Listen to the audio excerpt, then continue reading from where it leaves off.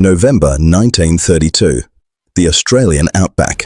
Trained soldiers, men who survived the hell of World War I, stood ready with Lewis machine guns. 500 rounds per minute of pure firepower. Their mission? Eliminate 20,000 emus destroying farmland. Farmland owned by their fellow veterans, men barely surviving the Great Depression, watching their crops and their futures get trampled into dust. This should have been simple. A few days of shooting. Problem solved. Instead, it became the most humiliating defeat in Australian military history. The emus scattered like ghosts. They posted sentries. They outran trucks. They adapted to every tactic thrown at them. By December, the military had fired over 10,000 rounds. Fewer than 1,000 birds lay dead. The emus won. Not through firepower, not through strategy, but because they were impossibly hard to kill. Australia went to war with birds, and the birds won. It sounds absurd. It sounds like a joke, but every word is documented. The reports exist. The newspaper headlines mocking the military are archived. Because when a government sends soldiers to fight emus, something has gone catastrophically wrong. This isn't just about incompetent humans or clever birds. It's about desperate farmers, betrayed veterans, an economic collapse, and a military so overconfident they thought they could wage war on nature itself. Spoiler, nature doesn't lose wars. And in 1932, Australia learned that lesson the hard way. This is the story of the Great Emu War, where machine guns met Mother Nature and lost. The Great Depression had hit Australia hard. Unemployment exceeded 30%. Banks were failing. Exports had collapsed. And farmers, especially in Western Australia, were suffering catastrophically. Many of these farmers were returned soldiers from World War I. The Australian government had promised them land grants as reward for their service. Parcels of land in Western Australia's wheatbelt, where they could build farms and start new lives. But there was a problem. The land was marginal. Rainfall was unpredictable. The soil was poor. And the government had grossly oversold how productive these farms could be. By 1932, wheat prices had collapsed due to global depression. Farmers were barely surviving. And then nature decided to make things worse. Enter the emu. Emus are large flightless birds native to Australia, standing up to 6 feet tall, weighing around 90 pounds, capable of running at speeds up to 30 miles per hour. They're Australia's second largest bird after the cassowary. And in 1932, approximately 20,000 of them migrated inland from their coastal breeding grounds, heading toward the wheat fields of Western Australia. Why? Because humans had accidentally created a paradise for them. Wheat fields provided food. Cleared land made travel easy. And the construction of rabbit-proof fences, thousands of miles of fencing built to keep out rabbits, created convenient pathways that emus followed like highways. The emus descended on the farms in massive flocks, trampling crops, breaking through fences that kept rabbits out but couldn't stop determined birds, and eating the wheat that farmers desperately needed to sell. Farmers tried everything. Shooting individual birds, building better fences, scarecrows. Nothing worked. By October 1932, the situation was desperate. Farmers were facing complete crop failure. Some were threatening to leave their land entirely, which would have been a political disaster for a government that had promised these World War I veterans prosperity. So the farmers asked the government for help, and the government made a decision that would become legendary for all the wrong reasons. They sent in the military. In early November 1932, the Australian government approved a military operation against the emus. The Minister of Defence, Sir George Pearce, authorized the deployment of soldiers and weapons to Western Australia. The operation would be led by Major G.P.W. Meredith of the Royal Australian Artillery, along with Sergeant S. McMurray and Gunner J. O'Halloran. They were equipped with 2 Lewis machine guns and 10,000 rounds of ammunition. The plan was straightforward: locate the emu flocks, set up the machine guns, and mow them down. With automatic weapons capable of sustained fire, they estimated they could eliminate thousands of birds in a matter of days. The operation was even approved as a military exercise. Soldiers would get live-fire training, and farmers would get pest control. Win-win. On November 2nd, 1932, the military operation officially began, and immediately ran into problems. The first issue: emus don't cooperate with military planning. Unlike enemy soldiers who might hold defensive positions, emus moved in scattered groups across vast distances. They didn't congregate in convenient kill zones. They roamed unpredictably across thousands of square miles of outback. When the soldiers first encountered a large flock, estimated at over 1,000 birds, they set up their Lewis guns and prepared to fire. The emus scattered before they could get into effective range. Machine guns sound impressive, but their effective range against moving targets is much shorter than you'd think. The Lewis gun was accurate to about 500 yards against stationary targets, but hitting fast-moving birds at distance proved nearly impossible. And emus, it turned out, had impressive tactical instincts. When shots were fired, the flock would split into smaller groups running in different directions. The soldiers couldn't track multiple targets simultaneously. By the time they swung the gun to a new group, that group had scattered. Over the first few days, the military fired hundreds of rounds and killed perhaps 50 birds. The emus had learned. After the first encounters, something remarkable happened. The emus changed their behavior. They began posting sentries. When flocks were feeding, individual birds would stand watch. At the first sign of vehicles or humans, the sentries would alert the group, and the entire flock would scatter. Major Meredith noted in his reports that the emus demonstrated guerrilla tactics and seemed to have appointed leaders who coordinated the flock's movements. This wasn't anthropomorphization, it was observable behavior. The emus had adapted to the threat faster than the military could adapt their tactics. The soldiers tried mounting the Lewis gun on a truck to pursue the birds. This failed spectacularly. The outback terrain was rough. The truck couldn't drive fast enough to keep up with running emus while also providing a stable platform for accurate shooting. The gunner would be bounced around, the weapon would jam from dust, and the emus would simply outrun them. On one occasion, the military managed to corner a large group of emus and opened fire. They killed approximately 12 birds. The survivors scattered and disappeared into the scrubland. The ammunition expenditure rate was catastrophic.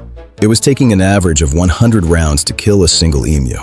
By mid-November, after less than 2 weeks of operations, the military had fired over 2,500 rounds and killed fewer than 200 birds, maybe.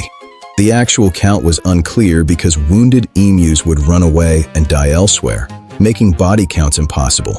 The media had gotten wind of the operation, and they were having a field day. Australian newspapers loved the story.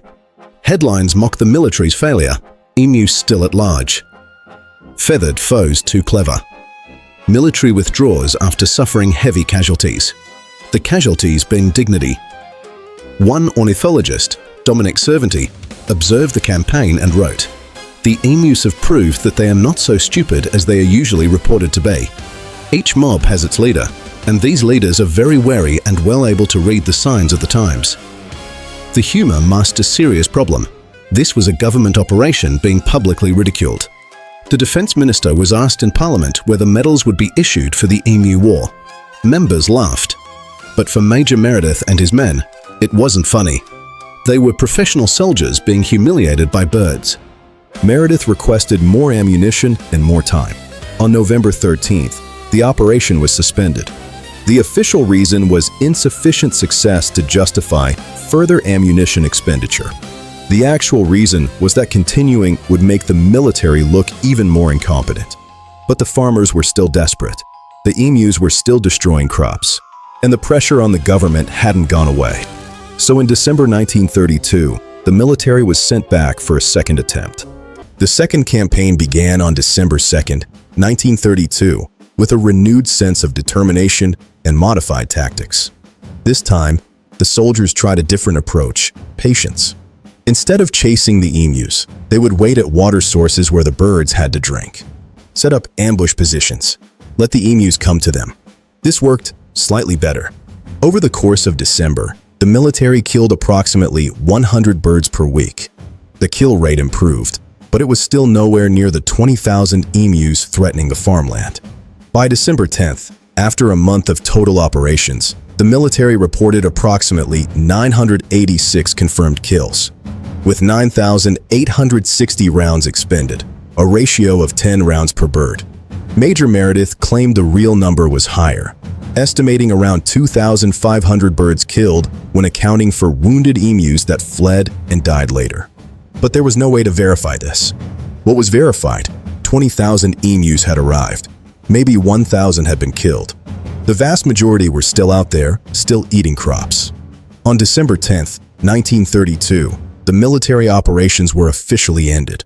The emus had won. So what happened next? The farmers were furious. They'd been promised military assistance, and all they got was a failed operation that made Australia an international laughingstock. The government, embarrassed, tried to shift the narrative. They offered a bounty system instead, paying farmers for every emu they killed. This proved more effective. Farmers, who knew the land and had time to hunt patiently, killed thousands of emus over the following years. But it was a slow process, and many farms had already been ruined. The Emu War became a national joke. British newspapers picked up the story. American media mocked it. It became shorthand for government incompetence and hubris. But here's the question. Was it really the military's fault? Let's examine what they were up against. Emus are surprisingly difficult targets. They're fast, agile, and have excellent eyesight. Their bones are dense, and their vital organs are well protected by feathers and muscle. Even direct hits from machine gun fire didn't always kill them immediately. They operate in scattered formations across vast territories. There's no front line, no concentrated force to engage. And crucially, the military was given an impossible task: eliminate 20,000 birds spread across thousands of square miles with only 2 machine guns and limited ammunition. This wasn't Gallipoli. This was pest control, and the military was equipped for war, not wildlife management. But the military had agreed to the operation. They'd treated it as a combat mission, and when they failed, they suffered the consequences of that framing. The Emu War is funny until you remember what caused it. This wasn't about incompetent soldiers or clever birds. It was about failed government policy. The Australian government had settled returned soldiers on marginal land, promising prosperity. When the Depression hit and wheat prices collapsed, these farmers were trapped. Then ecological disruption, caused by clearing land and building fences, concentrated emu populations in areas where they'd never been a problem before. The government's response was to throw military force at a fundamentally agricultural and ecological problem. When that failed, they tried bounties. When that wasn't enough, they tried poisoning campaigns. Eventually, better farming techniques and fencing technology reduced the emu problem. But the damage was done. Many farmers lost everything during the early 1930s. The Emu War became a symbol of government failure during Australia's worst economic crisis. And it raised questions about environmental management that Australia is still grappling with today. Australia's history is full of ecological disruptions caused by settlement. Rabbits, foxes, cane toads, feral cats. The emu problem was just one example of how changing landscapes creates unintended consequences. The Emu War is absurd, but it's also a case study in how governments respond to crises they don't understand. Today, the Great Emu War is remembered as one of history's most ridiculous military engagements. There are memes, jokes. Australians have embraced the absurdity. The phrase "Australia lost a war to emus" has become an internet punchline. But if you ask Australians from rural areas, especially Western Australia, they'll tell you it wasn't funny at the time. Those farmers were desperate. The government had promised to help them, and instead deployed a military operation that failed publicly and spectacularly. The emus weren't defeated by machine guns. They were eventually controlled through sustained hunting, better fencing, and farming practices that worked with the environment rather than against it. The military's failure wasn't about lack of courage or poor training. It was about being asked to solve the wrong problem with the wrong tools. You can't wage war on nature. Nature doesn't surrender. It doesn't negotiate. It doesn't care about tactics or strategy. The emus weren't fighting a war. They were just trying to eat. And in 1932, Australia learned a valuable lesson. Sometimes the enemy isn't your opponent. It's your own assumptions about what victory looks like.